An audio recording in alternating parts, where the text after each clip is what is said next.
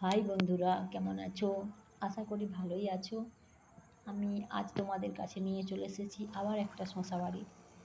দেখো, একটা আগেই দেখিয়েছিলাম, সেই শশা বাড়িতে গাছ বেরিয়ে গেছে। আজকে এইমাত্র এই শশা বাড়ি গাছ লাগানো হলো।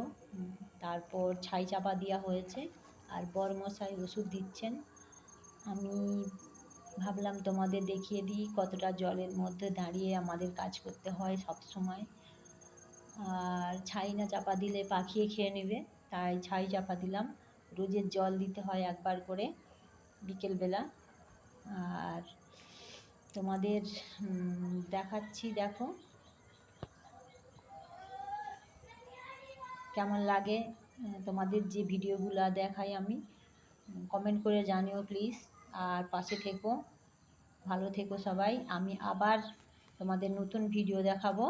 ততক্ষণ সবাই ভালো থাকবে, সুস্থ থাকবে। টাটা।